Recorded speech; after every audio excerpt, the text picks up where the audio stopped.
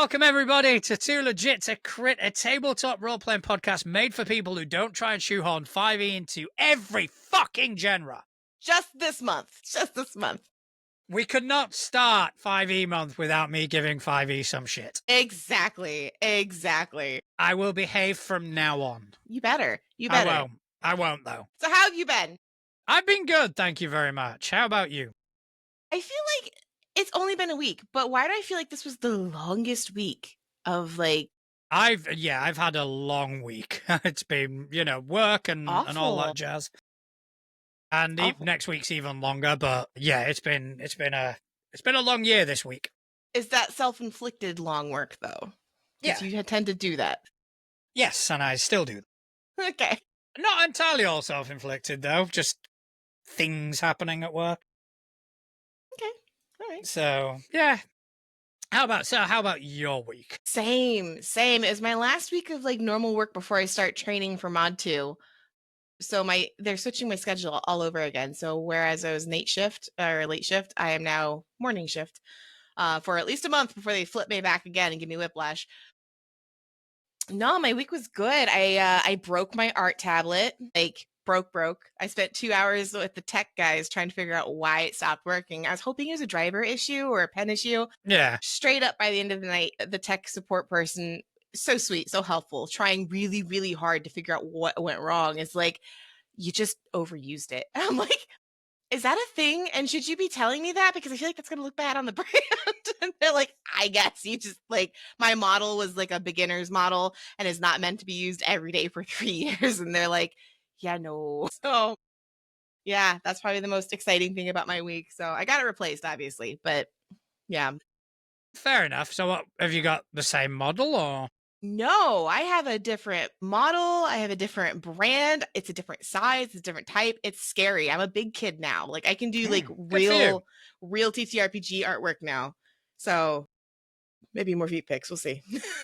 That's it. We still need to get that picture up on our Ko-fi page so people can actually pay for it. And I want to see just how many people will buy it. Like, I don't know. I've got I'm not even gonna but no, my week's been good. It's been long, it's been weird, it's that long, but nothing happened, but it's been storming all weekend and baseball started. Actually, Connell just put it in the chat. Our area is baseball, like tourist level baseball. I heard sirens going off like last week, big sirens. I'm like, what's going on? Yeah, we had them on the show. Yeah. And I look out my window and there's fire trucks down in the middle of the village. I'm like, oh gosh, should like something really bad happen? Nah, it's just a bunch of baseball kids walking from the park to the fields. And I was like, no, this is going to be a thing because this is my first summer living here. Sure enough, everywhere is packed. And I'm going, okay, all right. I guess I got to buckle up and that or shut up my house and just do nothing but play TTRPGs all for the rest of the summer. Be surrounded by tourists. Yeah. Yeah. Which is rough. I have a lot of experience in that field, and fuck me. God, I hate them. Like when I came to visit up here before I moved, I would experience them, but experiencing them on like a vacation is one thing versus living there. And like I thought I was far enough away from the like bigger towns. Like I call it a village, but legitimately I live in a village. It's tiny. I thought we were far enough away that like we wouldn't get any of that. I was very mistaken. I was very, very mistaken. Apparently they're using an old like abandoned school as a camp, and then they just installed a whole bunch of fields behind it. And I'm going, gosh. So lots of sports ball. So I think I'm gonna just like deep dive like my face right into some like TTRPGs this summer, and I'm going to experiment with some new things, which, Nice. I'll get to talking about in a little bit, but Nice. definitely Good for you. experimenting. Yeah. How was your gaming week? Gaming week was good. On Monday, we did Winter's Pathfinder game. It was a bit more investigative. Nobody died. 2 for 2. Nobody died. My character is still endearing themselves to the rest of the party. I'm playing an automaton who's a fish out of water, so I will take things quite literally. I love playing characters like that. That's what I do with my alien. It's Great. So that was fun. Then we did Fabula Ultima on Wednesday, which was also a load of fun. And then on Thursday, we were meant to do the last Abomination Vault session, but one player couldn't make it. So we did an impromptu Blades in the Dark. I'm seeing a lot of games actually get postponed or canceled or altered because people are losing players, whether it's temporary or like long term. It's always sad to see. I think we're getting where kind of like we're in spring now and a lot of things are happening. I think that takes up a lot of player time. Especially players who have kids, because like all the summer activities and stuff, baseball, like all the family activities that get to happen. And that's a good thing. Don't get me wrong. I'm not saying like people shouldn't have those things, but it's definitely a trend I've been noticing of like, hey, you guys want to play? It's like, well, no, we've got practice and games. And I'm tired. And I'm like, oh, okay. I'll go play with myself, I guess. So we're just get some Barbies and some G.I. Joes and make minis out of them. We did Blades in the Dark instead. Like, there you go. There we Okay, go. who ran? Me. The reason we did Blades in the Dark is because I was talking to the rest of the players at the table, and one of them went, "Hey, I've found this, and it's a game called Wicked Ones. It's a Forged in the Dark hack, but where you play as creatures who are building a dungeon to kill heroes in. And it uses Forged in the Dark rules. So you go and you do raids on towns, you get your riches, you build your dungeon." And he was very apprehensive because he's like, "I've never run anything before. Yeah. Should I start with Pathfinder or something?" I went, no, because it's a very different kind of game. So playing something like Pathfinder or D&D or whatever, and then trying to switch to Blades in the Dark is going to be harder than just going straight into Blades. So I went, right, so what I'll do now, in this interim game, I'll run some Blades in the Dark. When we finish Abomination Vaults, I'll run a few sessions of it as well. And when you feel comfortable enough, you run Wicked Ones. I like that. And I think Wicked Ones sounds fun. Sounds like a really cool concept.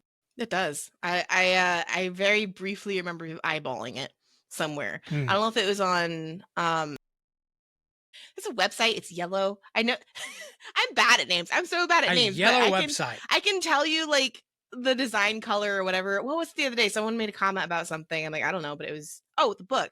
There's a game that I was trying to remember what the game was. And I told people, I'm like, it's about a tavern, maybe an inn. I'm like, and it's cute, it's pretty, it's pink. And people started throwing all these games at me. Like, well, it's not cute and pink. I'm like, then it's not it. Like, I'm telling you right now, like the only thing I can remember is colors. I finally got it, but I was just like, Connor says drive-through, but I've always seen drive-through as reddish. Yeah, no, it wasn't drive-through. That might have been where I saw it. That might have been where I saw it, but I don't. HIO? No, it's like it's a gaming. And now I'm gonna have to go find it. Hang on. Yeah, you carry on finding it. I'm looking as well, by the way. Yeah, it's just a yellow. Here it is. Tabletop bookshelf. Oh, shit, yeah. Yellow. No. Yeah, I think we actually covered that website in one of the early episodes. Yeah, I think you did. But yeah, good stuff. That's exciting. I'm also glad that that's kind of like the way you approach that of like, hey, before you jump into that, let's kind of not ease them in, but I mean, because Blades is a very different game in comparison, especially if you're coming from D&D or Pathfinder or something like that. Just the mechanics that they've introduced into the world of tabletop gaming are quite revolutionary. Yeah. But to get your head around them, it takes a minute. Yeah. Which is why I said to not try and run Pathfinder first. That's fair. Because you're in a different sort of wavelength. You've focused problems in a specific way, whereas this game's designed to do it completely differently. Yeah. Yeah. I have played a system. Like I play systems left, right, sideways, up and down, and different types, different systems. But I just realized while prepping for this month, because this month is our 5e month, happy 5th. I know. Also happy birthday, Mom. It's my mom's birthday today. It's Atlas's mom's birthday. Mama happy Atlas. Birthday, Mama Atlas. Yeah. Or is it Mama Ursa? Mama Ursa, whichever one. Our whole family's made of bears. But where was I going with this? Oh, I realized because I'm gaming tonight, like I'm GMing tonight. As much as I've gamed and played a lot of games, I've only ever GM'd a 5e system. Not always the same system, but only 5e. And I'm sitting there realizing, like, I think that might be why I have so much, I don't say fear, maybe trepidation on starting a new campaign in a new system, because I'm sitting there going like, oh, can I do this? Because 5e is so easy to run. I'm like, I don't 5e know. is easy. 5e is easy to run in the sense that you have an answer for everything ready for you. Yeah, and there's so much media saturation. Like, if I don't know something, you can Google it, boom, it's there. Sometimes other systems, I'll like Household. When I was learning how to run Household, I had a question about combat. There was nothing on the internet about it, and I was like, well, shit, what do I do? But I mean, it's like Pathfinder. You know, Yeah. it's an easy system to run Mhm. because you can answer any question, and which is why I always say you don't need a GM for it, I mean, because you know you've got all the answers in that book or in right. those couple of books. So in that respect, yeah, it's an easy Yeah, system to so run easy to run. because the GM discretion, you don't Yeah, have to use it. right. Yeah. Whereas other games rely a lot more heavily on GM gets the final say. Although, have you realized there's a crazy like uptick in popularity in GM-less gaming? Yeah, I can't wrap my head around. I understand it. I'm not knocking it. I do understand the concept behind it. But like, I don't know go. But I'm still a big propulsion. I don't know. I'm a big person when it comes to like your table will determine different things, because I've run games for other tables before, and this is my first time, like this campaign I'm currently in is my first long-term campaign I've run for this table. And even at that, I'm learning things that like I knew in my head, but now actually dealing with it in person with these people at this table, I'm like, okay, so that's not what I'm usually. I think everyone should step away from their comfort zone Yeah. and step away from the AV type Yeah. game, Yeah. just because it gives you that ability to wing it within Yeah. confines. And then if you do want to carry on playing your Pathfinders and your D&D, the experience that you get from these games where you have to think on your feet a lot quicker will be better. You'll have a better experience out of it. Yeah, absolutely. So I run game tonight. I have feelings about that. Like this game is coming to an end quickly. Not for any bad reason. It's run its course, and I've been discussing what I'm going to do next. And I have lots of ideas. I have one shots. I have mini games. I have whatever. There's even some. I don't say anything to ruin anything, but there's been some discussion about co-GMing, and not in the game, but in world building. And I don't know if I'm going to go through with that or not, but it's been a discussion. So I've been looking at Mutants and Masterminds. I've been looking at like all sorts of games. I just got to decide what I What want to do happened to next. Household? That's going to be one of my mini games. I don't think I'm going to run a full campaign of Household. Household is so much fun. I just don't know if it's big campaign type game. I'm going to run it. I just don't know how long it's going to last, if that makes sense. I don't care because every time we've spoken about you GMing, you've Yeah. always mentioned Household. I love Household. I want to play Household, but this is kind of like what I was talking about earlier about learning your table. At first, I was like, I did a one shot of Household, right? Just to kind of see how the players would feel. And 3 of 5 of them loved it. Okay. But I don't know if it was because it was for that one shot. I don't know if I could keep my table's attention long enough with that type of game, because Household, while magical and special, you don't have special powers, you don't have abilities. There's nothing like super fancy about you. Like different, like a boggart can turn twice their size. Okay, but that's like something you can do once a game. And my table specifically is very, very big on like having some special something that makes them like superpowers or magic, or you know what I mean? So like telling them, hey, you're a fairy and this is just how life is. I don't know if that's going to be enough to hold their attention or not. So I am going to run it. I just don't know if it'll be a full blown out campaign. I think it will. I think it'll be more than enough to hold their attention. I hope so. I think you are looking at it through the prism of you've been the GM for X amount of time with these people. Maybe.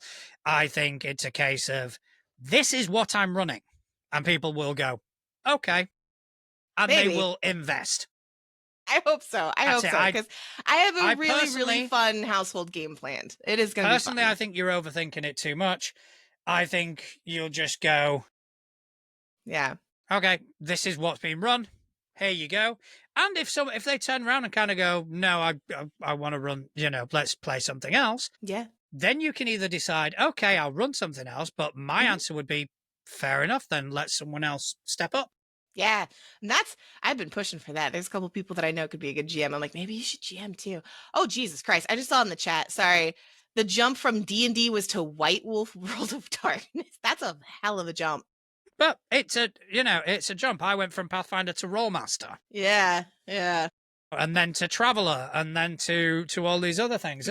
Connell did say he's got a Pathfinder question for me at some point. Oh, yeah, type it up, Connell. We'll get to Yeah, that. let's do it, even if Yeah. it leads to a tangent, because we This never is go 5e. out on tangents. Yeah, and this is 5e. Like we're talking about 5e this month. Let's do it. Pathfinder's 5e in a dress. Yes. Well, is it a dress or a skirt? Something. It's a wig. They're wearing a mustache. I think my favorite. Oh, it's next week's question. Never mind. I can't ask that. We still got this week's question to get through. Be like, oh, by the way, this. Like, no, you gotta wait till next week.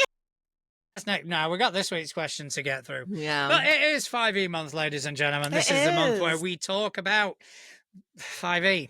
And the good things Which- about it. There are bad things. It's going to be a very short month. We'll mention advantage. And that's what see, I like and rolling that's with what- advantage. That's nice. I think, and I do say this like unironically, and I do say this like wholeheartedly. For me, I think it is a revolutionary mechanic. Yeah. I think it changed tabletop gaming. Love. So I'm the pretty 5e sure game, 5e was the I think was so. the main proponent of that, but I'm in a 5e game right now where one of our players is I think it's him. Maybe it's the barbarian. I don't know. Somebody has some sort of stance and mechanic in level up where they can just give someone roll to advantage at will. Just like, here you go, roll twice. I love it. It's so good. he's still writing it. He's still writing. We'll get I to do it know when he's this one. finished writing it. Well, let's not jump the rug. Jump the rug.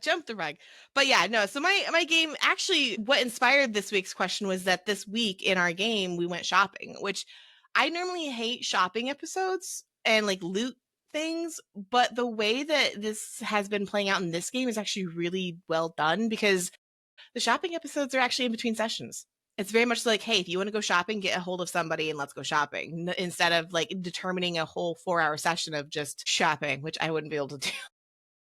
Like, no, thank you. But I'm watching Connell's questions here. We'll get to Connor's I question. know, but I'm curious. Finish your thought. My thought, anyways. But yeah, so like I've never actually, in the years of GMing and playing, I've never dealt with loot or shopping. I did one game that had shopping in it, and that was awful. That was actually, it was awful because it was boring, but it was really funny because our GM kept giving us money. Right? Like we were just getting money left, right, and sideways. And then we went to go shopping and people are getting armor and getting this and getting that. And I was a graveyard cleric. Or no, I wasn't. I was a cleric of death. Whichever one is in the villain manual. And we actually took that and tweaked it to be a neutral character. But I had a gauntlet that had like 6 or 7 like rubies in it or something. And what is the spell where you can bring someone back to life, but you have to have like 6 or 7 diamonds or something? Or you have to have a diamond of whatever. In Pathfinder's Resurrection, it might be the same. Yeah, so I looked at the GM and everybody had been buying stuff throughout the whole game, clothes, trinkets, whatever. And my character hadn't bought anything because she didn't really need anything. And we get to this big city and she goes to a jeweler's shop and she gets 6 or 7 of these massive diamonds put into her gauntlet to replace the rubies. And at first he was like, okay, sure. And then he put 2 and 2 together and he goes, you can't do that. I'm like, why not? I'm like, what's the good reason for me not to be able to do it? And he goes, well, it'll ruin the aesthetic of the gauntlet. It's a big black spiky gauntlet. Yeah. I'm like, you don't want me to be able to resurrect anybody? Tough. And I ended up getting the diamonds anyways, and literally came in clutch at the end of the entire campaign. And I realized why he didn't want me to have them, because the entire campaign was built around this idea of some of the characters dying, and I was like, nope. Well, that happened. Nope. Yeah, so, but I mean, you can't ruin the aesthetic. Can't ruin the aesthetic. I Can't when he ruin said the that, aesthetic. I was just like, come on, come up with a better excuse. All right, so let's get to Connell's question. Mm-hmm. So my buddy Tanner was building a big encounter in his Pathfinder 2e game. They were 9th level. He built up this big scary dragon in the fiction, hyped it up, players were legit scared. A fight happened, second round killed, dragon never even got to attack. Have you ever had a situation where the players destroyed what was supposed to be a hard encounter? Pathfinder seems slanted towards the players to a heavy degree. Most Pathfinder /D&D sort of things, they are slanted towards the players just by virtue of action economy anyway. Mm-hmm. You know, especially if you're doing big bad creature versus party, Mm-hmm. because Pathfinder, it's easy to work out. You've got 5 players, 5 characters, 15 actions versus 3. Yeah. So you're always going to get that. However, I'd be more intrigued as to know what the necessarily know the stats of this dragon, but what he did to prepare it. Yeah. Did he 'Cause if just he take did- it out of the book, or? I mean, I don't know. Or did he Yeah. do level +4? Did he actually, if he did take it out of the book? Pathfinder 2Es, it's not a CR system anymore. It's a level system. Interesting. And it is where CR is terrible. Mm-hmm. This is a lot better. I'm not saying it's perfect by Yeah. any stretch of the imagination, but if you do a +4 creature, Mm-hmm. there's no way they kill it in 2 rounds. Interesting. Huh. Yeah, I don't know I know who he's talking about. I don't know what system or what method he would have used, because I feel like this was probably a long time ago. But yeah, I don't know, because when I create big baddies or situations for my players to go up against, and it's not Pathfinder but in 5e in general, like I have to stack them, and not even stack them to like, oh, I'm going to destroy my players and smash them. I have to stack my bad guys to make them even a challenge. Like to make it entertaining. Otherwise, it's one of those situations where I'm like, oh, I'm gonna do this for my action, this, and then I'm gonna react, and then I'm bonus action, and I'm like, holy like I've got a barbarian in my current game that like I have to watch him. I have to almost build my bad guys around him because he's so built that I'm like, Jesus. So Claude, a curly insane guy in the chat, has just reminded me about something. This is our 9th episode. All right. Yay! Thank you very much. Thank you very much. Aww. So that means next week is our 100th. We'll do something special. Yeah, and we're talking about 5e. Fuck me. I could not have timed that worse. But anyway. But yeah, I don't know. You and I will have to celebrate. think about some sort of celebration for the 100th. Yeah, we'll celebrate. Let's fucking Thank get you, hold Curly. of Justin. Super Thank you appreciate very that. much. Air horns. I'm going to get an air horn. I will add an I'll air horn. decorate with birthday stuff. It'll be great. Yeah. 100 fucking episodes. Yeah. That's wild. That's crazy. The fact that we're still doing this. Yeah. Yeah. That's absolutely insane. And it's more than 100 weeks as well, because we've missed weeks. We've had weeks off. Yeah. Fucking absolutely batshit insane. We blew past the 2-year anniversary. Did we? Yep. That was April. Jeez. We were having too much fun. We blew past it. I didn't even realize until a couple of weeks ago. I went, oh, fuck. Good things happen when you're having too much fun. That's the comeback. It is. Like playing TTRPGs, which includes fee. There we go. Nice shoehorn segue there. I'll give you that one. Okay, so 5e. So 5e. Yeah. You are obviously GMing a level up 5e. I am. Yeah. And did you get into 5e because that was the status quo? Into 5e because I had heard ever since I was little, right? I had friends who played Dungeons and Dragons, and I didn't know what that was. And when they would explain it to me, I was that person that was like, so are there cards? Are there is there a board? Is there trying to understand, wrap my mind around it? Like, no, we're just sitting around the table, like pretending to be these characters. And so you get up and act it out. And well, no, not necessarily. And it always been this thing. Like, I wasn't against it. I wasn't for it. I grew up in a very strict household. So obviously I never in a million years would have been allowed to play it while I was still, under parental guidance. But, it was just this mysterious thing that super nerdy people got to play that I wanted to know what it was, but I was not privileged enough to have that experience. So, gosh, one of my college friends, we stayed in touch and we stayed friends through adulthood. And we were talking about something. I don't even remember what it was, maybe an anime. And she goes, have you ever played D&D? I'm like, no, have you? She's like, no, we really want to. So I pestered her until she finally got a hold of one of her friends and basically coerced him to run a game for us. And that's how I got into it. And it was just strictly because it was the only available system around me that I could get my hands on. And once I got some experience with that, I loved it. And then friend groups changed and situations changed. And then I didn't play 5e for probably a solid 4 years of my life. Hmm. And I didn't play it again until I actually started GMing it again. And when I stepped up to GM, it was straight up D&D 5e. I found Level Up, fell in love with Level Up. Literally took that campaign and those characters and just switched them over and made like changes and, you know, additives and whatever to the new system. And that's what I'm running right now. But there was a long period of time where I didn't even touch 5e. And it's been trippy getting back into it. It's been real. It's almost nostalgic in a little bit of a way. So, yeah. I mean, I actually ran 5e. Yeah? I ran. That's a shocker. That was the first thing I ran was 5e. Huh.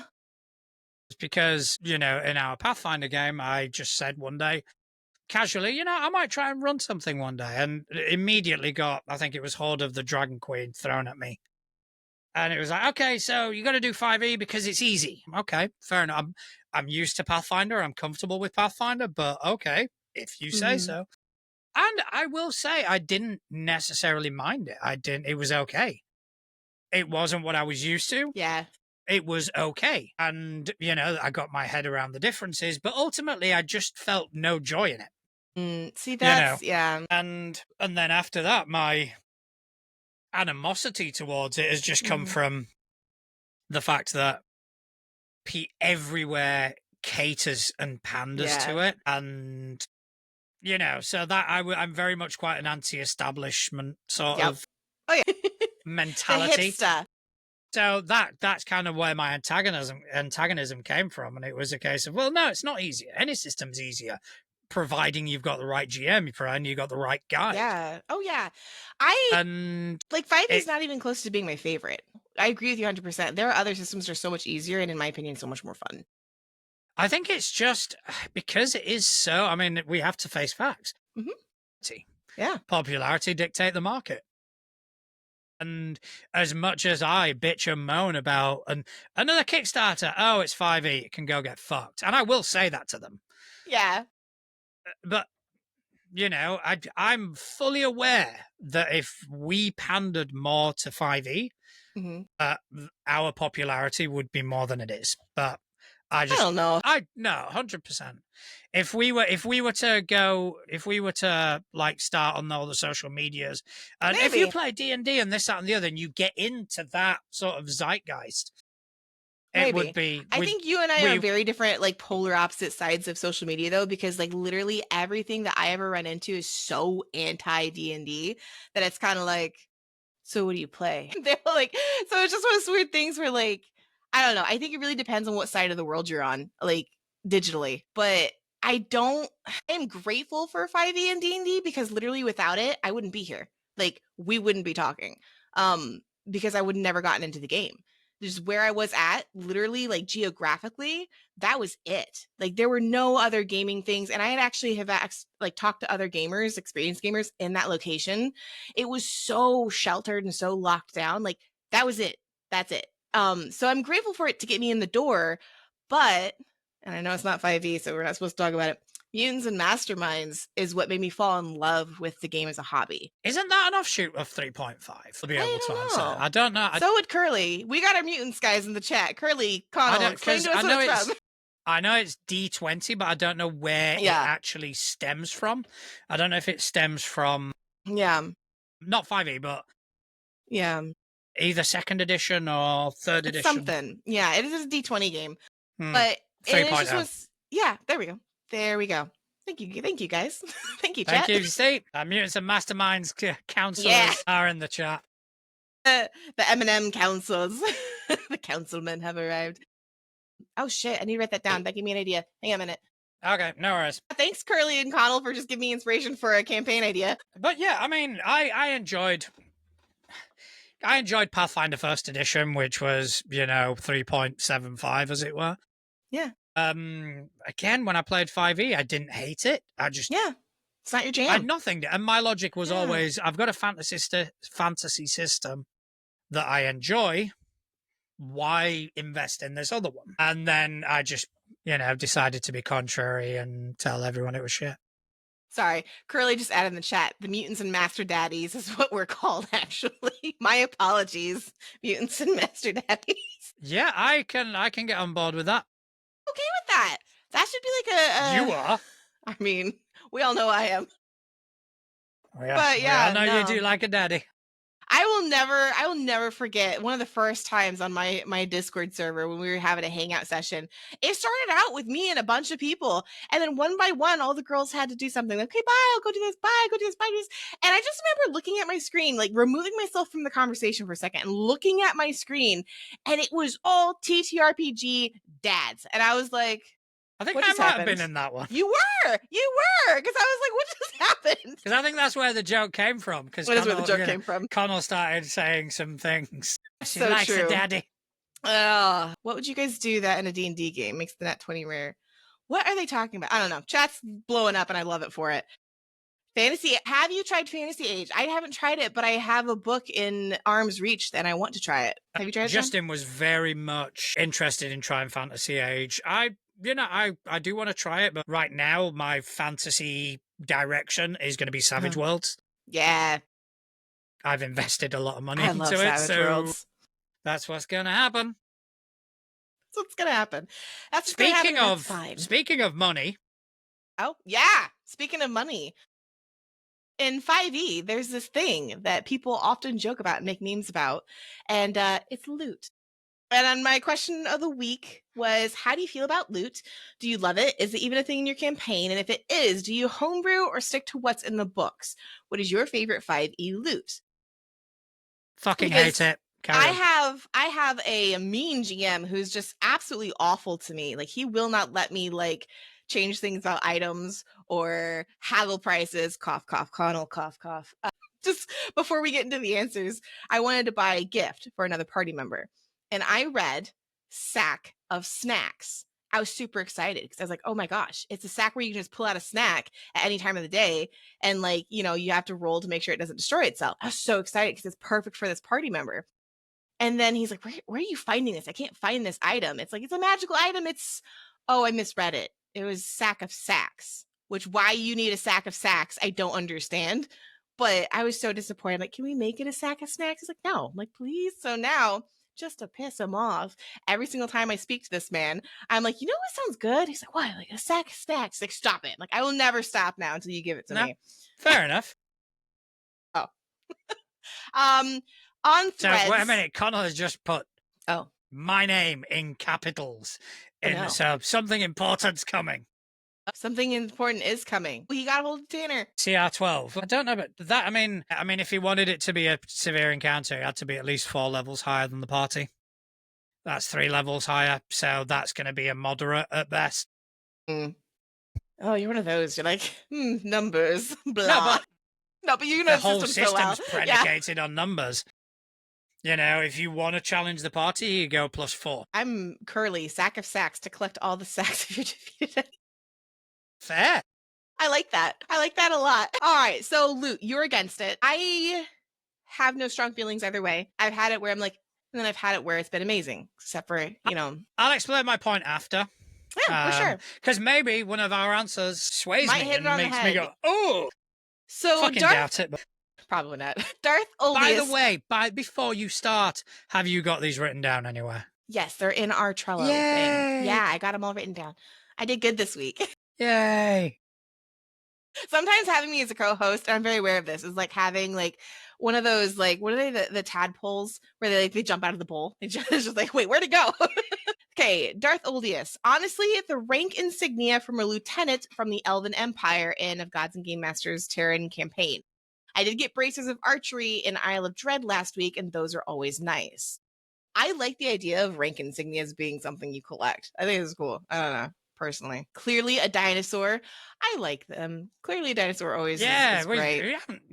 We like I haven't heard from them in a while, but I'm glad they jumped in on everyone this week are friends. They are, yeah. Yay! Hey, friends, we have fun. Friends. Sorry, I'm the one that's been. I personally think there is too much of a focus on loot in many games in general. That is even more pronounced in games like D&D and Pathfinder. I've been guilty of it too. These days, the magic items I give tend to veer on single or limited use ones like potions and homebrew options.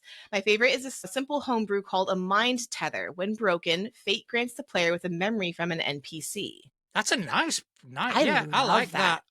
that. I Yeah, I love like that. that. That's cool. Yeah. Corey Painter, one of our winners from our last giveaway. Love loot. I like to hide fun objects. I personally like homebrewing items if I have a fun idea. My favorite homebrew is a book that says Manual of Grand and Rare Magic. But if you hold it, it says Burl Borgen's Big Book of Bullshit. I need that on a Nice. shirt. Basically, the holder can make up any random spell, DM's discretion, but they can't do the same spell twice, so the holder keeps track. The GM assigns mental damage and it's all illusion. So the book makes the spell feel real to targets and they imagine the effects. If they save it, they're immune to it. I like that. He's Isn't got that some. cool? Yeah, That dude's Corey's got creative. some So very creative creative. solutions to that. I need to just I don't know, turn his brain into So like I do a have to apologize flip to side. the next answer, like the person who answered, because when I was reading it last week, I couldn't see their whole name. So Mhm. I was just saying Cohen's has a prop. But apparently, Fear Pierre codes? Cohen's Yeah. has a propensity for colourful metaphor. So yeah, I was getting that wrong. And I That's hope just they're- because I was looking at Blue Sky on my phone because someone didn't write the answers into Trello. Listen, I can only listen. I have so much awesome power. Okay, like I have to figure out where it goes, and sometimes it doesn't go into Trello. Oh, I just hit my mic. Sorry. So Fear Cohen says my relationship with 5e is complicated. You and him would probably get along. But I actually like most of the classic D&D magic item tropes. The only thing off the top of my head I don't use as is would be something like the deck of many things because I don't want it to nuke the campaign. That's fair. Yeah. That's fair. Yeah. As for me, I don't have a problem with loot in general. Mhm. I have a problem with coin. Mm. I don't like the micromanagement of coin because I Mm. think certain things after a certain level become pointless. Yeah. You go into a tavern, they're going to charge you 3 gold a night, which at first level it's like, oh fuck, 3 gold. Once you get to 4th and 5th level, it's like 15 gold, my good man. Right. And I think there is, especially in because my experience with it is Pathfinder, where there is a massive disconnect with the value of gold Yeah. and how much they earn. So they'll be like, yeah, and my players did this so many times where they'd go into a tavern. Oh yeah, I just flick them a gold coin, and it's like you do realize that for you it's one of the tens of thousands of gold coins that you have, Mhm. but for this person, that gold coin is a week's wages. Yeah, that's like a livelihood situation. Yeah. You know, and it does kind of it becomes a weird disconnect. Yeah. I much rather systems where the coin aspect is an abstract. Mhm. So Delta Green, anything trivial, no question asked, you've got. Anything that is considered a expense, you have to roll for Yeah. to see if you've got the funds to do it. I've done both. I like both. I think right now, my current campaign, not mine that I'm running, but the one I'm playing in, is probably my favorite coin loot situation we've been to, is because we are all conscripts. We are all working basically for this bigger city to basically earn protection and keep for a smaller village we all came from. So the rule is whatever the conscripts find, they keep. Whether that be loot, gold, whatever. So like in that situation, I like it because it is very much so it fits the story, it fits the vibe, it fits the theme. Like when we go shopping, it's not like, oh, we're gonna spend this entire session shopping. No, it's hey, do you guys want to go get something? Let me know. And I will go through a list of items, except for the sack of snacks because somebody's evil and won't let me have one.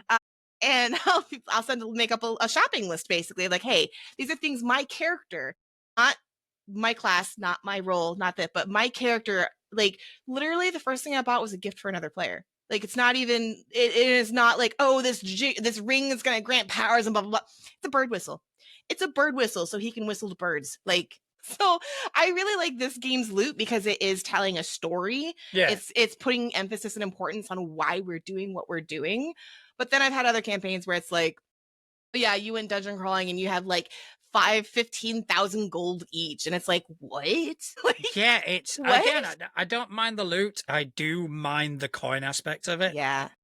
Because I think it just becomes pointless after a while. I like the Savage Worlds wealth system, where you Yeah. have you basically assign or you create a skill called wealth, and that is you assign a dice to it Mm, depending on how much you can afford. So at I lower like that. levels, you start out at D.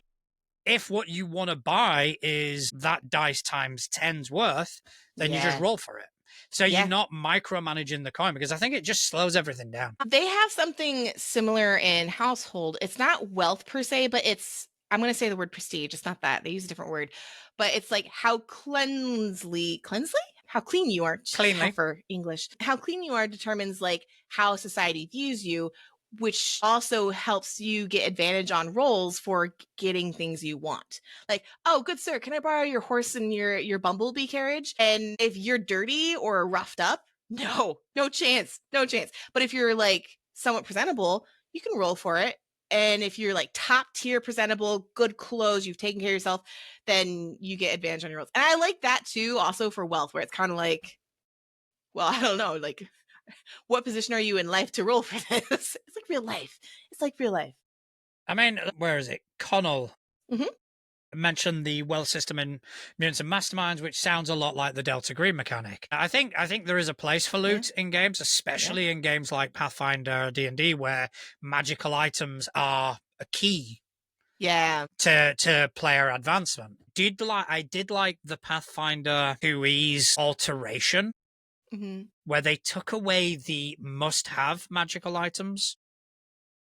You know, you no Yeah, longer yeah, yeah, yeah, yeah. necessarily get, I need a +2, I need a +1. And they got rid of that. And so when you give, and also with the way they build their creatures level up with the players. So if you give a creature a magical item, it's Mhm. only so the players can eventually have it.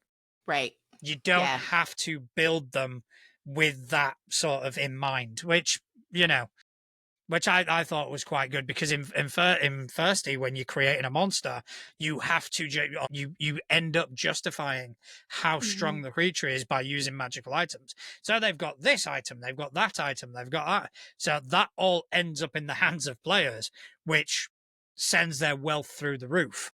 Mm. Whereas in 2E, the creatures, just as they are, Yeah. have all these abilities, and then any loot they have is just for the players, essentially, which I thought was quite cool. That is. I like that. But those are some fantastic answers. I I do know. like them. I do, you know. They weren't what I expected, to be honest. I was Hmm. I was expecting some completely different answers, and as always, our friends and followers of the show have the best answers. They do. They have Yeah. amazing answers. They got answers that make even me kind of think, Yeah. Even in and then chat, then realize I'm stubborn. Curly and Connell answering some pretty good wealth and rolling stuff in there. Speaking of, now this is the second question in chat Mhm. that I'm really interested in, and it was from Curly, and I'm trying to find it because I lost it. Oh no. Oh no. Do you Well, like any system CR system/calculations? there we go. I Thank you got for you. that. Okay. The only games that I've played, really, which have a CR or a balancing sort of aspect are D&D and Pathfinder. D&D's Interesting. CR system is fucking garbage. It just doesn't work. Once you get to higher levels, it falls apart. Mm. Pathfinder's level system is much tighter. I'm not saying it's perfect, because, you know, level 20 characters, Yeah. 6 level 20 characters against a level 24 creature, and I nearly fucked them. One of my favorite TTRPG creators on TikTok just did a video about that. He was like, some like a new player to the game's like, oh, the campaign's coming to an end, but we're only level 12. Like, I thought this goes to level 20. And the music changes to like the somber epic orchestra music, and the DM's like, we don't make it to level 20. And there's a reason why. It's because the combat's so fucking broken in D&D for level 20. Like, holy crap. It does. I mean, Pathfinder First Edition had the same issue. Yeah. You know, it's one of the things that when Second Edition Pathfinder came out, and Mhm. they took inspiration from D&D, from 5e, from their own game, and kind of went, what doesn't work? How do we make it work? And they created a system which, from level 1 to level 20, there is a challenge. It breaks the suspension of disbelief as as DCs increase with players, with characters, as it were. But at the same time, you're always presenting a challenge. So I would say, out of the two I've tried, that is definitely the one I lean to. Yeah, very cool. And Connell says, we're messing with John because he's talking. Nah, you're fucking not. Don't worry about it. We love it. We love an active chat. Yeah, we love an active chat, and I can always ignore it. True. I do like the questions, though. Yeah. I think we should. I think next week we should put out a question for the listeners to answer, but also put it out so people can ask us fucking questions. Absolutely. But duh, like, yeah, let's go. Let's go. Although I've tried that a couple of times, no one fucking pays attention to me. Well, because I say cunt too many times and my algorithm's fucked up, so you're gonna have to do it. Probably. I'll do it. It's fine. Yeah. I'm the nice one. I talk about my art tablet being broken in video games and TTRPGs. Someone did that to me today. They asked me, they're like, so what exactly do you talk about? Like, what kind of content do you create? And I'm like, I don't. I literally shoot the shit. It's either TTRPGs, video games, or art. And they're like, well, that's too widespread. And I'm going, I'm not trying to hit some goal. Like, what? Are we not allowed to just be on social media now? Just to be on social media? Yeah, I actually, what? I posted something about that. Yeah. The other day, where it's like, essentially the sentiment I was putting out was, create the fucking content for you. Yeah. First and foremost. Because the amount I started seeing a lot of people in, like, on Threads, on Blue Sky, going, I don't have enough follower count, people aren't responding, you know. It's almost like they're creating this content for someone else. And I think that just becomes insincere, and people see through that. Yeah, and we are very sincere. We are. I'm sincere. We are as a fuck. hot mess. Yeah, we are a hot mess express, and that's why we're here with y'all. Because I'm surprised I've still got the amount of followers I've got, because I've said some very questionable things. I have no idea what's going on with my follower count. I don't pay attention to it. I should, maybe, I guess, but I don't. Yeah, I don't know. TikTok. Here's my breakdown. TikTok will always and forever be TTRPGs. Like, that's really all I am on there for. Yeah. My Instagram is usually my art, but if you want to just talk to me, Blue Sky and Threads. Those are like my me channels. Yeah, I'm still struggling to get in with Blue Sky. It's hard. Blue Sky is hard. As much as Threads is all virtue signaling these days, Blue Sky is all selling. Yeah. At least everything I see is, oh, you got to check this out, you got to check that. It's like, okay, where's the conversation? At least in Threads, you can find that amongst all the crap that's going on. Right. But anyway, let's talk about this shit that we normally talk about. Right. Because it is 5e month, I did try and purposely find something 5e related for Juan's junk. And I like this. I like this I'm going to present to you and see what you think. Okay. All right. So I have no idea. For all of our viewers and listeners, I have no idea what he's about to show us. This could be just a massive cock on the screen that I load up. It might be. I mean, it's my mom's birthday. Me on YouTube, but it would be funny. Just a massive schlong. Just there. Happy front birthday, and Mom. center. And that's what I think of 5e. But no, I actually did. This was in the trans rights bundle that I bought. Okay. And it is a 5e related thing. And I saw it and I thought, fuck yeah, that's pretty good. Okay, so I want to introduce thou to Tourmaline Valley, Like Tritonia. Listen, I just listened to the title. Tourmaline Valley, Tritonia, the D&D Battle of the Bands adventure set in the Devil's Interval. What? Yup. All right, we'll take you first to. What the hell? Okay, we'll take you. It is produced by Polyhedra Games. So we are going to go to their website so you can see the site, and then I've actually got the PDF. What color is their website?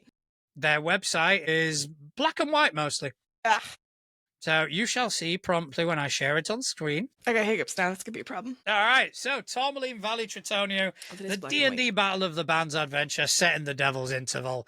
First thing that caught my attention that I went, I like this, is players assume the role of a touring band in a world controlled by the maligned artificer Lord Spootify. Now, if that didn't get me, fucking hell. Yeah. That was brilliant. So you combat rival bands and nasty monsters alike in this indie rockified fantasy RPG module, now available from Polyhedra Games. It's absolutely lovely. Let's go. Let me send you to the actual PDF. All right, so here it is. Man. So this Okay, is so an it is adventure. fantasy. I was gonna ask. Yeah, so it is fantasy. This is an adventure. It's 25 pages long from Polyhedra Games. And I don't know. It just looks really, it's really fun. And that's kind that of does look fun. what caught me.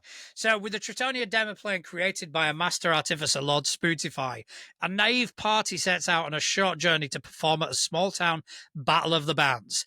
The struggling band has been traveling town to town for the last few years in an attempt to gain the following and make a name for themselves. They will defend their musical honor against Hank and the Heckling Hecklers, retrieve the missing prizes from the thick swamp, and face off against their rival band in a head-to-head showdown on dueling stages. This adventure book includes world building, background information, a guide to building a band, a story arc with unforgettable characters, a unique roleplay heavy encounter with a dedicated DM and motivated players. This adventure can be used as a springboard into a full campaign where the party fights to escape the demiplane and become legendary artists. What is not to fucking love? Pretty awesome. I'm not gonna lie, it's pretty great. I Toblerone, mean, by the way, is the chocolate. yeah, I mean, everybody loves Toblerone. It sounds like, why would they name it after the chocolate? Like they didn't. They didn't. Yeah. Wrong T Have you word. ever had a bar of tourmaline? Totally. Yeah, right. Isn't that a rock? But this looks absolutely fantastic. I'm not going to go through it all because I don't want to spoil anything. But so it's fantasy, but it has I'm pretty sure drums existed back in medieval times. Well, no, that's fair. That's fair. I need to take a look at that. That looks hilarious. There's a band name generator. Have you got a D12? Oh, have you got a D12 to hand? I do. I've got a D12 to hand. Where's my D12? Yes. I've got all my. We're gonna fucking do this. I have a roller on my phone. Built-in app. I need a D12. Got a D12. Cool. My desk is completely empty because I had to reformat it for the flippin' tablet. So now I'm like, I don't have anything on my desk. All right. So D12. So you got your band member archetypes, blah, blah, blah, blah, blah. Band name generator. Okay, so roll a D. 1. Okay, so it's one word. All right. So your thing has to be one word. So what is it? It's roll D12 to choose the name format. For each word in that format, roll D20 to choose the category. So roll the D. 7. A 7 is properties. So it has to be one word, and the properties have to be light, heavy, loading, range, reach, special thrown, two-handed, single-handed, or versatile. That's it. So yeah, the band name. So the band name is versatile, basically. You want to call your band versatile? I like it. What you could do is like verse dash a tile. Yeah, a tile. Versatile. Versatile. I want to do one. I want to do one. Do it. All right. No, I'm gonna roll again because we should do this every week. We're just gonna find some 5e generator and roll shit. Yeah, I mean, why the fuck not? 3. So misspell a celebrity's name. For example, Rihanna Keeves. My favorite, John Bovey. There you go. Actual character I played. And then the category. I don't know how you're going to do a category if I'm doing a celebrity name. D20, 11, terrain and places, Arctic coast, desert forest, grassland. Oh, so celebrity name which has a place involved and we spell it wrong. Fuck me. Mr. T. Endra? Not bad. Not bad. Not bad at all. I can't think of anybody else's celebrity name. I don't know.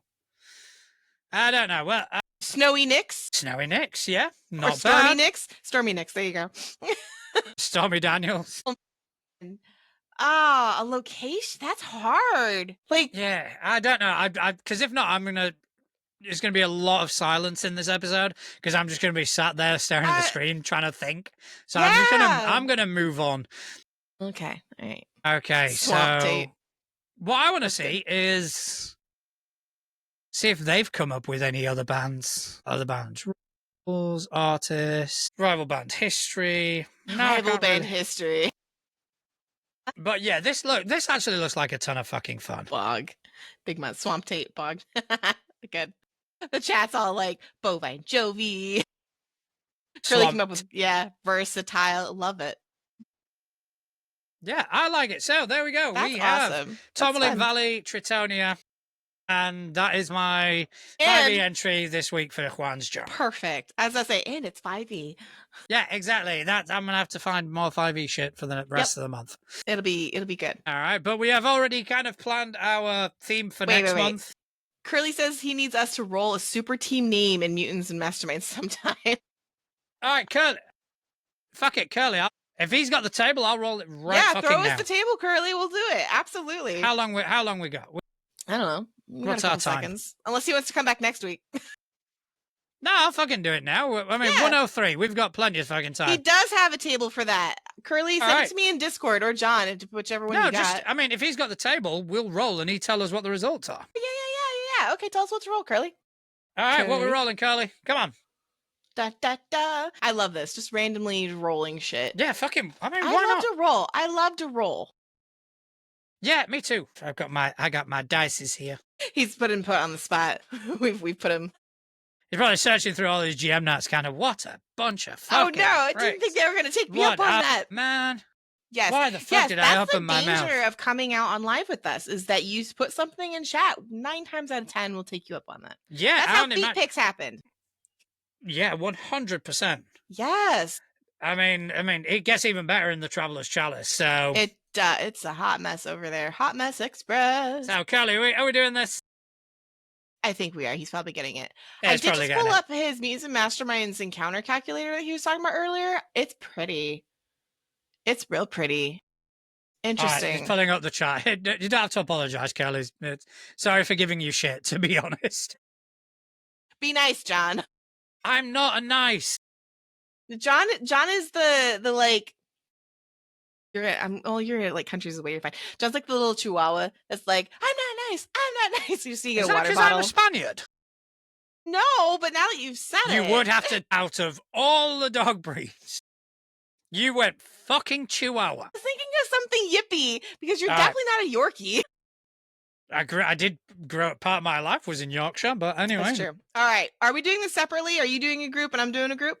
So what is it? Yeah, well, I'll do Super a group. team name? So, I got a natural 1 there, Curly. Out of 15. And it killed. Yeah, we lost Atlas very briefly. Yeah, her sound's actually gone. So anyway, come on. Atlas got a 15. I got a 1.